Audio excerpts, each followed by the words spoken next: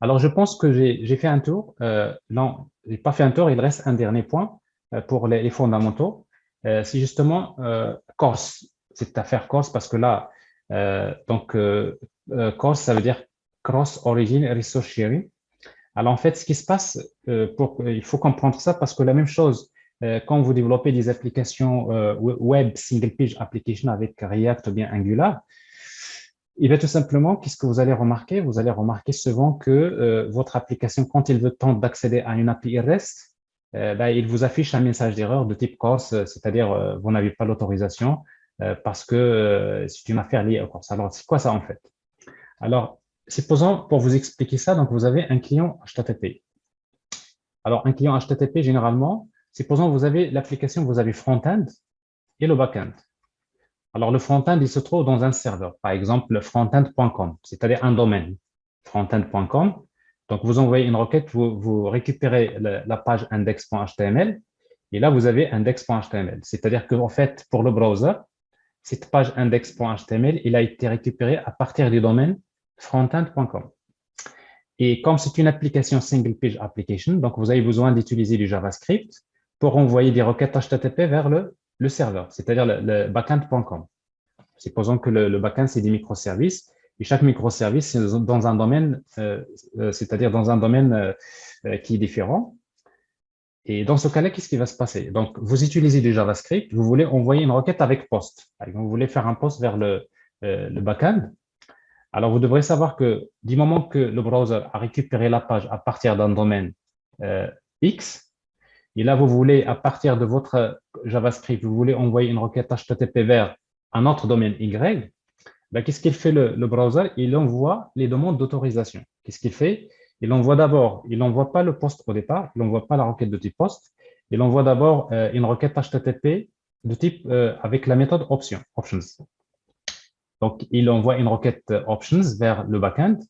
En fait, la requête options, généralement, c'est pour demander, c'est pour demander quelles sont on va dire, pour fournir, c'est les options de communication à utiliser pour une ressource bien ciblée. C'est-à-dire pour cette ressource-là, par exemple tasks, donc je veux quelles sont les informations, c'est-à-dire quelles sont les méthodes qui sont autorisées, quels sont les headers, quelles sont les origines, etc.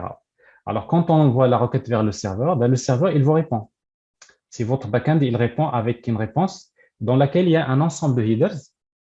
Alors, par exemple, access control ou origin. Alors, si on met étoile, ça veut dire quoi? Ça veut dire que c'est une façon de dire au browser, ben, j'autorise tous les domaines, n'importe quelle page qui provient de n'importe quel domaine, ben, je l'autorise à envoyer des requêtes. C'est-à-dire, j'autorise n'importe quel domaine à envoyer une requête vers ce serveur. Et dans ce cas-là, le browser, il va, si par exemple ce domaine-là, frontend.com, donc ça, comme vous mettez étoile, ça veut dire qu'il est concerné, et il va tout simplement, il va autoriser. C'est-à-dire que dans ce cas-là, la requête post, il va l'envoyer. Le browser va envoyer la requête post vers le serveur et le serveur va répondre.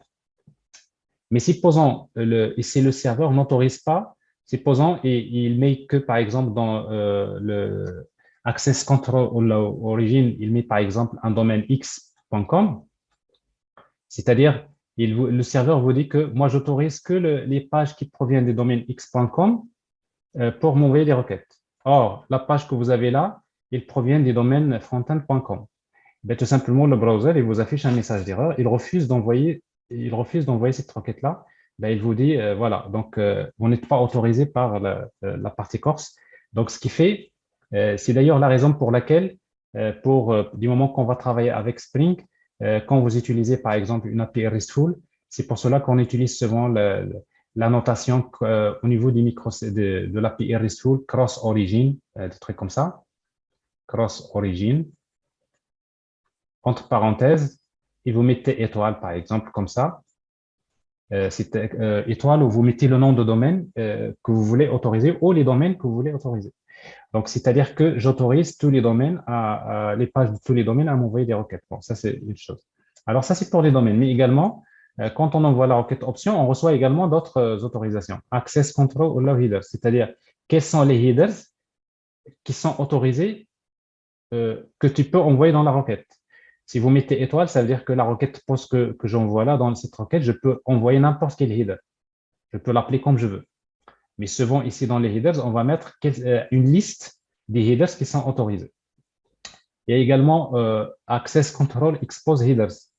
C'est-à-dire ici, si vous mettez un header, par exemple, X, ça veut dire que c'est une façon de dire au browser, il n'y a que dans la réponse HTTP, avec du JavaScript, le seul header que je peux lire, c'est ce header X. C'est-à-dire quels sont les headers qui sont exposés à votre code JavaScript.